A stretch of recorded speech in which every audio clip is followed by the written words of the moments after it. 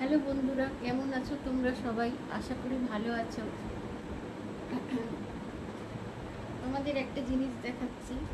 এটা হলো ছাতুর মিষ্টি শরবত। মিষ্টি শরবত এই কারণে বলছি, কারণ অনেকেই ছাতুতে লেবু, পেঁয়াজ এসব দিতে পছন্দ করে, বাট এটার মধ্যে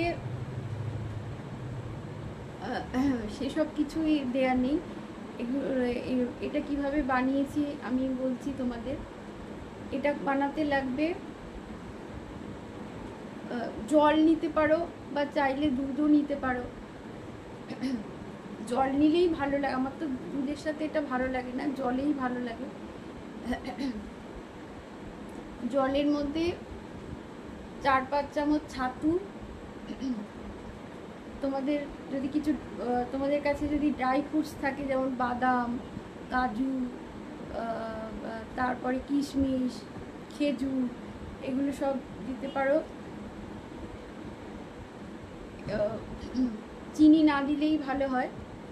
আর যদি মিষ্টি খুবই পছন্দ করো তাহলে গুড় বা মিছরি দিতে পারো।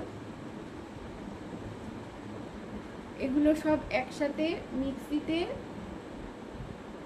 একবার ঘুরিয়ে নেবে, ব্যাস হয়ে গেল রেডি।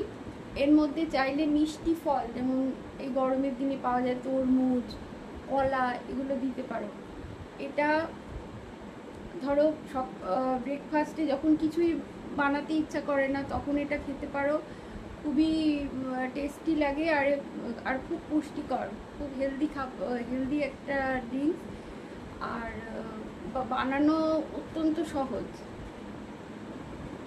বা এটা অনেক সময় ব্রেকফাস্ট আর লাঞ্চের মাঝে অনেক সময় আমাদের খিদে পেয়ে যায় না, তখন এরকম এক গ্লাস বানিয়ে খেয়ে নিতে পারো। ফ্রিজে খানিকক্ষণ রেখেও খেতে পারো ঠান্ডা ঠান্ডা, তাতে আরও ভালো লাগবে। এর মধ্যে একটু মৌরি দিতে পারো। মৌরি পেট ঠান্ডা রাখে, প্লাস ফ্লেভারটাও খুব ভালো আসে। আমি একটু মৌরি দিয়েছি এর মধ্যে। তো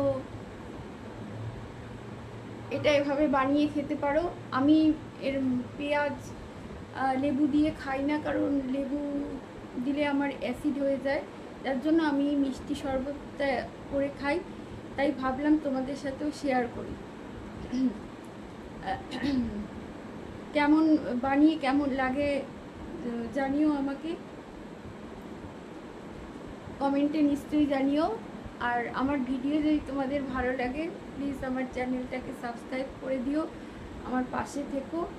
তোমরা সবাই ভালো থেকো, সুস্থ থেকো। এই রেসিপিটা অবশ্যই ট্রাই করে দেখো।